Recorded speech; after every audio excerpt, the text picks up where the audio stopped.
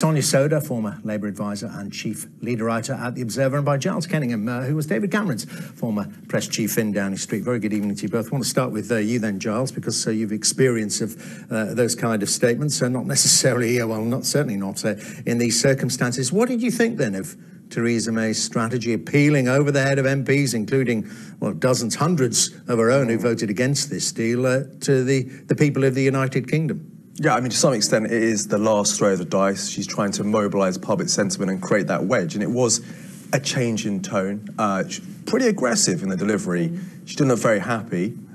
Short statement, obviously, the media optics around this, trying to get on to the 10 o'clock news. So, yeah, we'll have to see. And live on Sky News. And live on Sky, of course.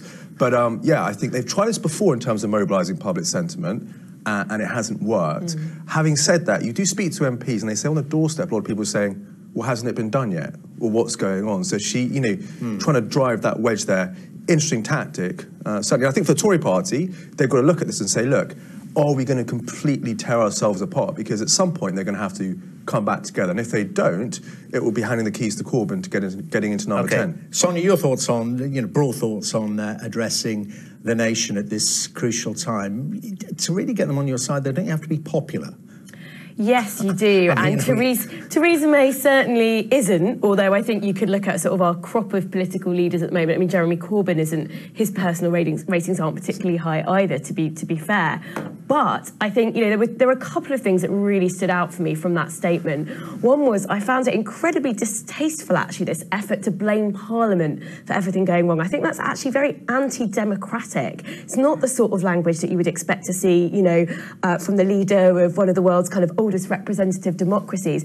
And she was very clearly in that statement trying to blame MPs, saying it's MPs' fault, they haven't got with the project. Well, actually, Prime Minister, I think you need to take a look at yourself. What does it say about you as a leader that you can't get MPs to back your deal? And I think it's much more reflective of Theresa May. She never wanted Parliament to have a say on this. She resisted the idea of Parliament getting meaningful votes. And now she's essentially criticising MPs for doing their jobs. The other thing I thought was incredibly rich about her statement was when she started talking about schools and hospitals and how, the public wants Parliament to be talking about schools and hospitals. Well, yes, of course they do. But one of the reasons is because her government is cutting school funding. The NHS hasn't got enough money. So I just think that's all important, but those words will ring a bit hollow. Absolutely, but Giles Kenningham, I mean, on that tactic of blaming MPs, as I said to you, and address this directly, she's criticising an awful lot of Conservative MPs. It's, Conservative MPs in their dozens at the very least who have been voting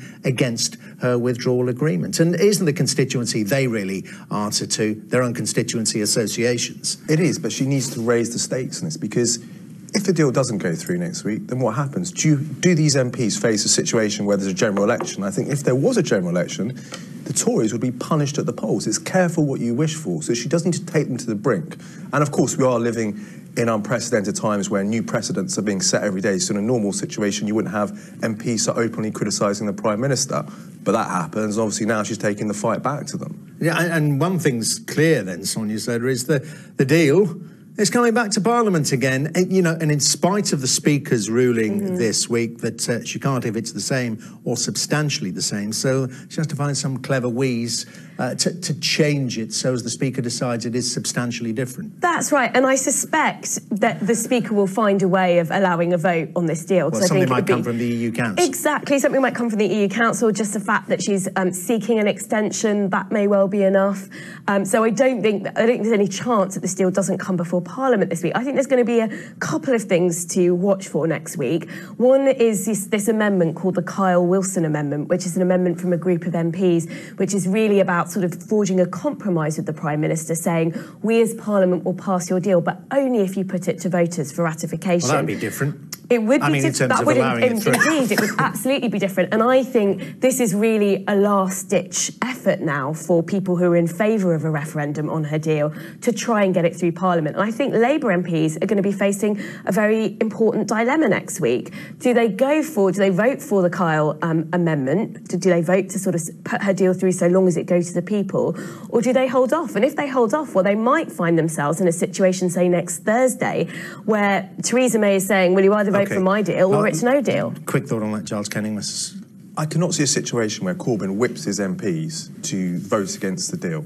And I sort of think, given where the Labour Parliamentary Party are, is he really going to crash us out on no deal? I don't think that will happen. Also, remember, the EU do settle at the 11th hour, so you still might get some dramatic development happening next week. Then creating a whole load of problems with the Conservative Party if you get the deal through on Labour votes. But that's another issue to be discussed.